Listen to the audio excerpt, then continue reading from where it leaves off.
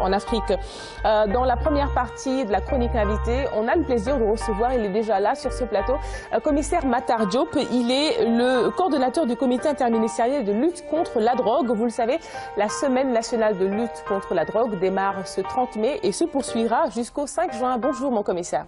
Oui, bonjour madame. Merci d'avoir répondu à notre invitation. Oui, je vous en prie. Alors je ne sais pas, c'est vrai qu'on ne dit pas bon, mon commissaire, on dit commissaire, mais on dit mon colonel, mon commandant, etc. Donc on dit bonjour commissaire et pas... Bonjour commissaire, bonjour monsieur le commissaire. Voilà, merci beaucoup. Et ce matin, donc, vous reviendrez justement sur le travail qu'abat la police pour contrecarrer les trafiquants de drogue. On sait que Dakar, malheureusement, est l'une des plaques tournantes du trafic de drogue. Oui, je crois que les forces de sécurité en général abattent un travail quand même extrêmement important dans ce domaine. Dakar, c'est vraiment une zone de transit.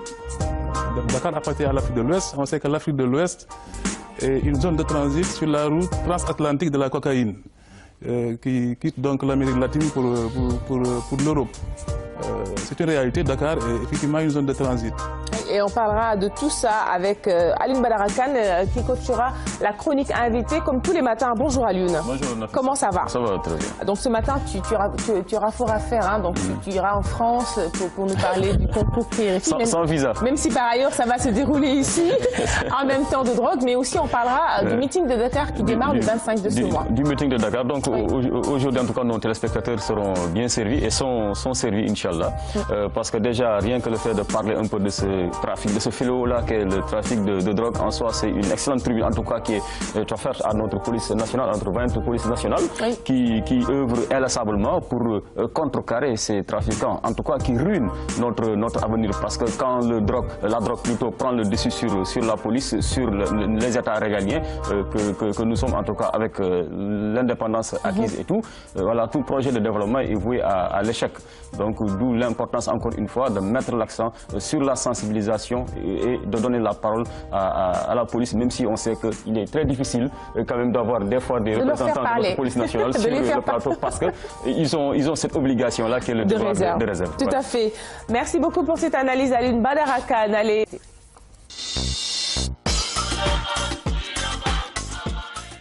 Nous recevons ce matin un commissaire de police, un commissaire divisionnaire donc de classe exceptionnelle, monsieur Matar Diop. Il est le coordonnateur du comité interministériel de lutte contre la drogue, la semaine nationale de lutte et de sensibilisation aussi contre la drogue qui se tiendra du 30 mai au 5 juin et la cérémonie sera lancée à Tambacounda justement, qui est quand même une région, enfin une région importante, une zone frontalière, absolument, Alioune Badara Kane. Je pense que le choix n'est pas fortuit quand on connaît un peu la situation géographique de Tambacounda. N'est-ce pas, commissaire? C'est cela peut-être quelque part qui a guidé votre choix, en tout cas, de faire de Tambacounda, en tout cas, la locomotive de cette campagne de sensibilisation sur les drogues au Sénégal. Tout à fait. Je commence d'abord par vous remercier de m'avoir invité sur ce plateau. Tambacounda, comme vous l'avez dit, ce n'est pas un choix fortuit. Parce que Tamba, comme vous le savez, partage pratiquement une frontière avec 5 pays. C'est un peu le Sénégal en miniature. Le Sénégal partage un peu quand même ses frontières avec ces pays-là, et Tamba de même. Donc c'est donc dire que ce n'est pas quand même fortuit. Et ce qui a aussi, disons, présidé au choix de Tambacounda, c'est aussi le fait qu'effectivement, c'est au niveau de Tamba qu'il y a un corridor où véritablement passent effectivement ces substances illicites. Et il y a beaucoup de saisies qui sont réalisées un peu sur ce corridor. Donc Tamba, tout à fait, c'est vraiment tout un symbole. Et aussi, il s'agissait aussi de décentraliser un peu les activités, ne pas tout concentrer à Dakar, faire en sorte que aussi les autres régions de l'intérieur du pays soient véritablement concernées par ce problème. Alors, monsieur le commissaire, quel prix doit-on accorder à tous ces rapports qui stipulent, en tout cas, qui disent que l'Afrique de l'Ouest surtout, et malheureusement nous sommes en Afrique de l'Ouest, nous, en tout cas le Sénégal, est devenu la nouvelle plaque tournante du trafic de drogue. Est-ce que cela est avéré? Oui, il est établi que l'Afrique de l'Ouest est une zone de transit. Vous savez, il y a ce qu'on appelle la route transatlantique de la cocaïne. Cette route, disons, relie l'Amérique du Sud à l'Europe. Et effectivement, c'est sur cette route-là qu'on transporte la cocaïne. Et l'Afrique de l'Ouest, c'est une zone de transit, en fait, de la cocaïne. Bon, plaque tournante, je ne peux pas quand même l'affirmer, mais c'est trop fort. Je retire. Voilà, d'accord. Mais il faut simplement dire, hein, je pense qu'il n'y a pas de tabou, hein, c'est tous les pays qui sont concernés par le phénomène de la drogue. Hein, soit c'est une zone de départ, une zone de transit ou une zone de destination. Je ne parle même pas des zones de production. Parce que la cocaïne, comme vous le savez, est cultivée effectivement en Amérique latine. Pour l'amener au niveau de l'Europe, qui est vraiment là où il y a quand même des consommateurs qui sont... Là où il y a en tout cas une forte demande, il faut nécessairement faire passer par, voilà, par des itinéraires. Mais l'Afrique de l'Ouest est considérée véritablement comme effectivement... une zone de transit et non une plaque tournante. Non, et pourtant, commissaire, bien souvent, hélas, de grandes cargaisons de drogue sont saisies. Et en tout cas, la dernière saisie en date voilà, concerne un pays voisin qu'on ne va pas citer sur ce plateau, au large de ses côtes, une grande cargaison de drogue. Donc cela montre à suffisance l'ampleur aujourd'hui du fléau qu'est le trafic de drogue dans la zone. Tout à fait. C'est d'ailleurs la raison pour laquelle il est consacré sur le plan international ce qu'on appelle la responsabilité commune et partagée. C'est tous les États qui sont interpellés. Hein. Donc, on ne peut pas mener cette lutte uniquement au niveau national, par exemple. Parce qu'aujourd'hui, c'est la mondialisation. Donc, il y a vraiment des échanges. Il y a les gens qui bougent, il y a effectivement les marchandises aussi. Mais on ne peut pas du tout vraiment être, disons, en marge de cela. Mais il faut considérer ça comme dans un contexte international où véritablement le trafic de drogue sévit un peu dans tous les pays du monde. Et il faut nécessairement quand même que les États se mettent en commun. Voilà, mutualiser leurs efforts, échanger des informations, des renseignements, voilà, s'aider les uns les autres. Et ça, c'est quand même sous l'égide des Nations Unies qui consacre un peu ce principe de la responsabilité commune et partagée. Je crois que c'est déjà assez évocateur. Vous m'avez marché un peu sur la langue. Finalement, est-ce que le Sénégal n'est pas impuissant quand on sait que voilà, il y a des États voisins considérés comme des États défaillants, en tout cas, dans le combat contre la drogue? Est-ce qu'on est suffisamment outillé quand derrière, bon, il y a un État qui ne joue pas le jeu, par exemple? Bon, vous savez, je sais un peu l'allusion que vous voulez faire, mais enfin, le Sénégal n'est pas impuissant. Avec la porosité des frontières dans la sous-région. Hein, oui, je suis tout à fait d'accord, mais vous savez, il faut convenir avec moi qu'au niveau de la région ouest africaine, il y a un protocole de la CEDEAO qui prévoit la liberté de circulation des personnes et des biens. Donc je crois que le Sénégal, quand même, doit être conforme à ses engagements au moins sous-régionaux. C'est quand même le moins qu'on puisse faire. Mais ça ne veut pas dire que, parce qu'il y a effectivement cette liberté de circulation, que bon, tout est permis. Donc naturellement, les substances illicites, les biens illicites, véritablement, ce n'est pas permis du tout. Maintenant, c'est vrai, peut-être on peut avoir des voisins, si on n'a pas la même politique, mais aussi nous, au moins, comprendre des mots. C'est pourquoi d'ailleurs, il doit y avoir quand même un sursaut national pour que véritablement, on puisse barrer la route à ce trafic, qui a d'autres conséquences, hein, pas seulement politiques, des conséquences économiques, des conséquences surtout sanitaires, hein, donc, qui sont absolument source de préoccupation. Et pour barrer la route à ce trafic, il faut, vous l'avez dit tantôt, mutualiser toutes les forces. Est-ce qu'à l'heure actuelle, il y a une coopération, en tout cas huilée, entre les différentes forces policières, en tout cas de la sous-région? Oui, les forces policières de la sous-région, déjà, il y a beaucoup de niveaux de coopération, parce que déjà, pour la plupart, c'est des pays, enfin, ils appartiennent à des pays qui ont signé les différentes conventions internationales, comme la Convention de 1961 sur les stupéfiants, la Convention de 1971 sur les substances psychotropes, et la Convention de 1988 sur le trafic illicite des stupéfiants et des substances psychotropes. Déjà, c'est un cadre juridique international de coopération. Maintenant, sur le plan sous-régional, effectivement, au niveau de la CEDEAO, il y a des outils. Déjà, au niveau de la CEDEAO, il y a déjà des conventions, une convention sur l'extradition, une convention sur l'entraide judiciaire. Mais surtout, il y a effectivement au niveau police, une coopération qui est très étroite, qui se noue depuis très longtemps. Comme ce qu'on appelle le CCPAO, le comité des chefs de police de l'Afrique de l'Ouest. Et ça, pratiquement, c'est en étroite collaboration avec Interpol qu'on fait un travail quand même assez remarquable. Il y a un travail souterrain qui se fait, que tout le monde ne voit pas. C'est surtout au niveau de l'échange d'informations. Vous savez, il y a un système de communication sécurisé et très rapide d'Interpol, et tous les pays de la sous-région sont membres de cette organisation internationale de police criminelle. Déjà, c'est un bon cadre de coopération. Et naturellement, au niveau des polices, il y a quand même une coopération qui se fait en termes opérationnels, comme des opérations qu'on qu'on organise au niveau des frontières, soit des patrouilles, soit des opérations, d'autres opérations. Bien sûr. Alors, je rappelle, on a un petit souci avec les critères, donc je rappelle qu'on reçoit commissaire Matar Diop. Vous êtes le coordonnateur du commissaire interministériel de lutte contre la drogue.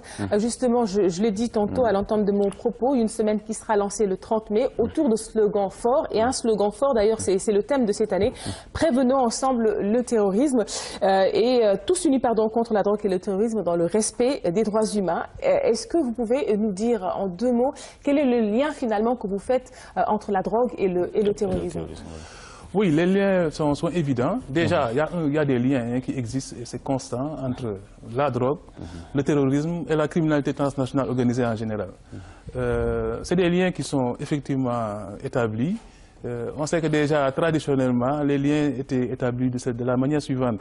C'est que quand, par exemple, des terroristes contrôlent une partie d'un territoire, si des trafiquants de drogue passent, ils payent ce qu'on appelle les droits de passage. Mais quand on se rend compte que, bon, ce qu'ils veulent, c'est réellement quand même des ressources pour pouvoir financer leurs opérations, acheter des armes. Donc, ce n'est pas ce qui est interdit. C'est vrai qu'il y a une enquête qui a été faite vers les années, je crois, en 2011. On ne pouvait pas établir, un lien directement entre le trafic de drogue et le terrorisme, en tout cas au niveau de la région ouest africaine. Parce que, par exemple, pour des questions religieuses, ils ne pouvaient pas se permettre de vendre de la drogue. Mais véritablement, je crois que cette considération-là, véritablement, doit être abandonnée. De plus en plus, on se rend compte qu'il y a effectivement des terroristes qui, effectivement, s'occupent du trafic de drogue, carrément, sont impliqués carrément. Et aussi que le trafic de drogue va avec le trafic d'armes aussi. Mais absolument, avec le trafic d'armes. Avec le trafic d'armes. On sait que, par exemple, il y a des attentats, il n'y a pas très longtemps, quelque part dans le monde, où, effectivement, on a découvert du Captagon. Des gens qui utilisent cette drogue, mais qui aussi commercialisent. Parce qu'il y a une route, aujourd'hui, en Asie, par exemple, bon, où on sait qu'effectivement, il y a du Captagon qui a été commercialisé par des terroristes. Donc, c'est donc dire que les liens sont vraiment évidents.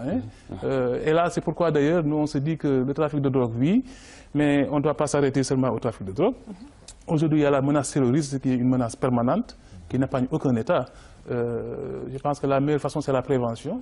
Et si on veut couper effectivement si on veut en tout cas prévenir ce péril terroriste, si on veut préserver notre pays de ce péril, il nous faut impérativement travailler sur tous les fronts. Et ne pas seulement s'arrêter à... Parce qu'eux-mêmes déjà, ils entretiennent des liens entre eux. Si on le fait d'une manière éparse, donc la lutte ne peut pas être productive. Ok. Alors, commissaire, parce qu'en fait, vous disposez certainement de chiffres assez fiables, on va le dire ainsi. Peut-on considérer que le trafic de drogue a reculé ici au Sénégal, ou bien y a-t-il encore beaucoup d'efforts à faire pour contrecarrer définitivement, en tout cas, ces trafiquants? Oui, c'est vrai qu'il y a un moment où, effectivement, les quantités sont importantes, les quantités de saisie. Il y a des moments où, effectivement, ça a vraiment diminué ces temps derniers, surtout pour ce qui concerne la cocaïne.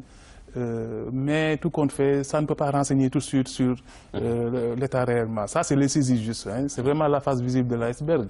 Mais qu'est-ce qui se fait en réalité? Est-ce que, parce que ça a diminué, que réellement, le trafic a reculé? Peut-être qu'on a fait des saisies, mais peut-être qu'il y en a d'autres qui sont partis un peu entre les mailles du filet. Donc on ne peut pas tout de suite dire, je pense qu'il faut agréger beaucoup de données pour arriver à dire que véritablement le trafic a sensiblement diminué ou en tout cas a connu quand même une augmentation. Mais là on est en train de travailler quand même sur des données statistiques parce que vous savez c'est très important de disposer de données fiables, d'éléments probants pour essayer de définir une politique. Et là le comité interministériel de lutte contre la drogue, sa mission principale, la première d'ailleurs, c'est de définir la politique nationale de l'État du Sénégal contre le trafic et l'abus de drogue. Et là, on a besoin de données. Donc ces données-là, on est en train de les agréger. Là, on est en train depuis hier d'ailleurs, on est en train d'organiser un atelier de validation du rapport national sur les drogues, où on aura des données statistiques, des données sur des enquêtes qui sont faites. Moi, je voudrais soulever, avec la permission d'Aline Badara, deux questions. En fait, dans le cadre de la lutte, je pense qu'il y a deux obstacles. Je sais que quelque part au Sénégal, le chanvre est cultivé. Donc il y a des champs. Alors, quelle est aujourd'hui la possibilité d'arrêter tout ça? Parce que je pense que là où on fait des champs, il y a des possibilités de les enlever. La deuxième chose, c'est peut-être est-ce qu'aujourd'hui, il y a des mesures qui sont prises pour que ces gens qui sont arrêtés soient vraiment retenus carrément en prison? Parce que souvent, ça pose le problème de peine, quoi. Oui. C'est vrai, le Sénégal, c'est effectivement une culture du chanvre indien au Sénégal. Je crois que c'est un problème qui se pose. Hein. Il n'y a pas très longtemps, on avait reçu des informations. On l'a dit, hein, c'est la presse, hein, c'est vous-même qui avez, disons, relayé cette information selon laquelle il y a des champs de culture de cannabis qui ont été détruits. Donc, est-ce que c'est suffisant de détruire et de laisser les gens pour compte? C'est vrai qu'il y a quand même des initiatives qui ont été prises un peu partout dans le monde. Et je crois que le Sénégal peut s'en inspirer. Hein. C'est ce qu'on appelle quand même le développement alternatif. C'est-à-dire, si vraiment ça doit concerner, pas les grands trafiquants, mais peut-être des exploitations familiales, parce qu'on l'a expérimenté peut-être au Laos, un peu partout en Amérique du Sud, bon, la source principale de revenus de la famille est justement la culture de la drogue, de l'opium ou de la feuille de coca. Donc, il faut essayer maintenant de substituer par des cultures vivrières. Bon, je pense qu'au Sénégal, on peut expérimenter. D'ailleurs, nous, on est en train d'élaborer un plan d'action national de lutte contre la drogue qui va concerner la période 2016-2020 et qui va ensuite essayer de prendre en compte ça, au moins engager la réflexion, voir la faisabilité et sur la base de toutes les données qu'on a, voir si effectivement au Sénégal on peut adapter cette formule. Maintenant, pour ce qui concerne la lutte, je crois que le Sénégal, sa position est claire. La peine, oui. Le trafic de drogue, c'est vraiment une infraction à la loi pénale. Et je vous dis que depuis 2007 d'ailleurs, il y a une loi qui a été votée, qui a criminalisé le trafic. Donc maintenant, des peines de 10 ans, maintenant, ça peut aller jusqu'à 20 ans. C'est vrai que la peine de mort est abolie au Sénégal, mais les peines les plus sévères, les plus graves sont appliquées à des trafiquants de drogue. Donc véritablement, ce problème ne se pose même pas. D'ailleurs, il y a même un débat, est-ce que ça ne crée pas de l'engorgement au niveau des prisons? Il y a beaucoup de personnes qui recommandent d'ailleurs qu'on essaye de revenir à l'état initial. Mais je crois qu'avec la mise en place des chambres criminelles, ou en tout cas on peut tenir des procès dans des temps relativement courts, je pense qu'on a une solution déjà. Mais moi, je suis d'avis qu'il faut effectivement prendre des sanctions sévères. Hein, et là aussi, c'est vrai, aujourd'hui en prison, il y en a beaucoup qui sont là. Au niveau des cours d'assises auparavant et des chambres criminelles maintenant, c'est aussi beaucoup de trafiquants qui sont devant des tribunaux qu'on est en train de juger. Alors, commissaire, mais est-ce que finalement, est-ce que la répression est la seule alternative? Quand on sait qu'en tout cas, dans certains pays qui ont même dépassé la phase expérimentale, la consommation en tout cas de certaines drogues est autorisée, pourquoi ne pas suivre le même exemple? Et c'est-à-dire, bien naturellement, en encadrant tout cela. Il ne faudrait pas le faire. Vous avez parfaitement raison.